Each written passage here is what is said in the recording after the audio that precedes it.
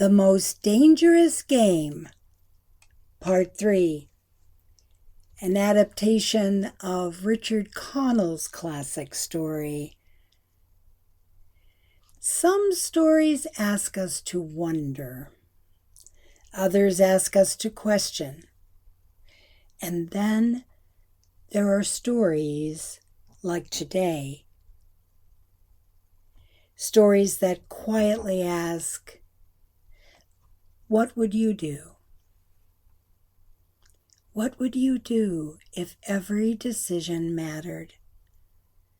What would you do if every sound you made could reveal your hiding place? And what would happen if the hunter suddenly became the hunted? I'm Jacque, and I'm very glad you've joined me for the conclusion of an adaptation of The Most Dangerous Game by Richard Connell. Take a deep breath, settle into a comfortable chair, and let's return to Ship Trap Island. When we left Rainsford, he had disappeared into the dense tropical jungle. Behind him, General Zaroff prepared to begin the hunt. Rainsford knew he possessed only one advantage: his experience. For years, he had hunted the world's fiercest animals. Now, for the first time in his life, he understood what it felt like to be the prey. The jungle wrapped itself around him. Towering trees blocked much of the sunlight. Vines twisted across the forest floor. The air was warm and heavy. Every sound seemed louder than it should. Rainsford resisted the urge to run. Instead, he thought. He crossed streams. He doubled back. He walked across fallen logs. He carefully disguised his trail. His hope was simple. If he could slow Zaroff, perhaps he could survive. As evening approached, exhaustion overtook him. He climbed into the branches of a large tree and remained perfectly still. Minutes passed. Then he heard footsteps. Slow, confident, unhurried. General Zaroff. The general studied every broken branch, every bent blade of grass, every disturbed leaf. He followed the trail until he stood almost beneath the tree. Rainsford scarcely breathed. His hands gripped the branch so tightly they ached. For one long moment, it seemed impossible that he would escape. Then General Zaroff smiled. He looked upward, almost as though he knew. Then he quietly turned and walked away. Only after he disappeared did Rainsford understand. The general had found him, but he had chosen not to end the hunt. Not yet. For Zaroff, The chase itself was the greatest pleasure. Morning brought no relief. Rainsford realized he could not hide forever. If he wished to survive, he would have to fight with his mind. Using his knife and the forest around him, he built a heavy deadfall. A massive tree rested in perfect balance above a narrow trail. When Zaroff stepped forward, the trap crashed down. The great tree struck the general's shoulder and knocked him aside. For the first time, the hunter had been surprised. From somewhere below, Rainsford heard laughter. Not cruel laughter, admiring laughter. "Well done," Zaroff called. "You are the finest opponent I have ever hunted." Those words offered little comfort. The general was still alive, and tomorrow he would return. The next trap was even more dangerous.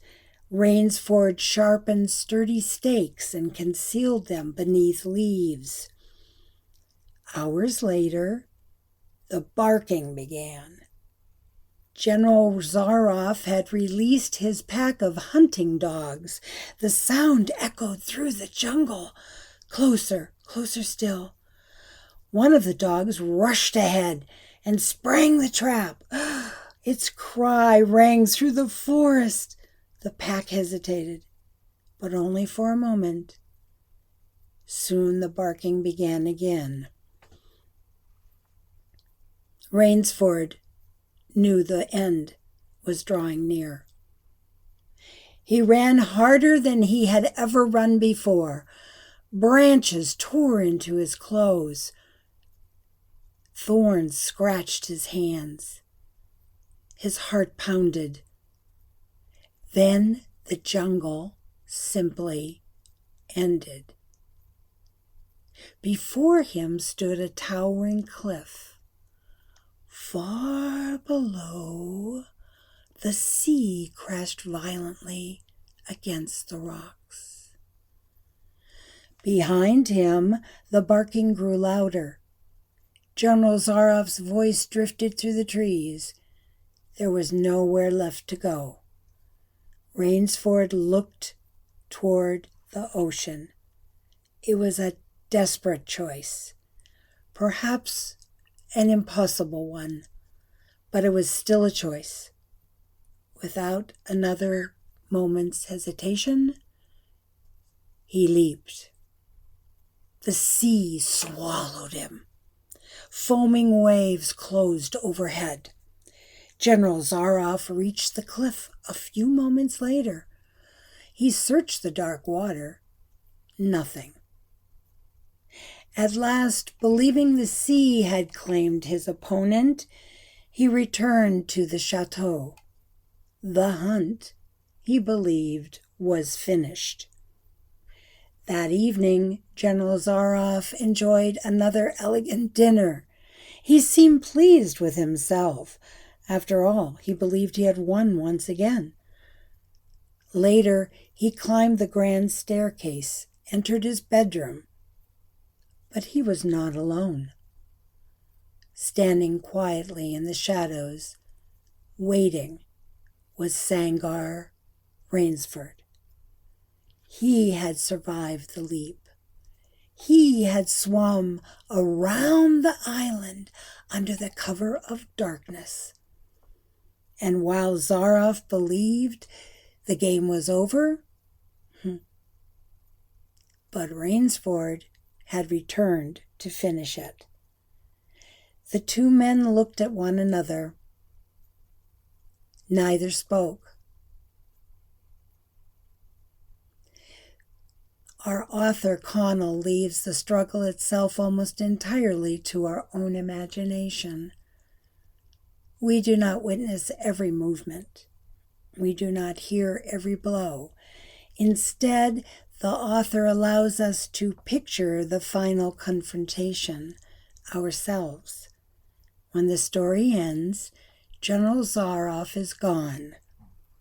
Rainsford lies down in the general's magnificent bed, and with quiet satisfaction, he reflects that he has never slept in a better one. It is a simple sentence, but it tells us everything we need to know. Perhaps that is why The Most Dangerous Game has remained one of the world's most beloved stories for more than 100 years. It is exciting, it is suspenseful, but beneath the adventure lies a deeper question: who we are. When the roles are reversed, how easily can confidence become fear? How quickly can power change hands? Richard Connell never preaches. He simply tells a remarkable story and trusts his readers to think. That is one of the gifts of great literature. If you've enjoyed this adaptation, I encourage you to read the complete story yourself. You'll discover details, descriptions, and moments of quiet tension that only the original can provide. Each reading reveals something new, and that's the mark of a true classic. Thank you for listening to Quiet English. If you have a story you think belongs here, a quiet story, a still story, a story worth sitting with, I would love to hear about it. Send me your suggestions, and if you are a writer, if you have written something gentle and true that you would like me to read, please send it to me as well. This podcast has room for new voices. Write to me at JacqueEddieVoice@gmail.com. Jacque, of course, is always spelled Jacque. I read everything. Until next time, be still, be safe, and keep listening. God bless.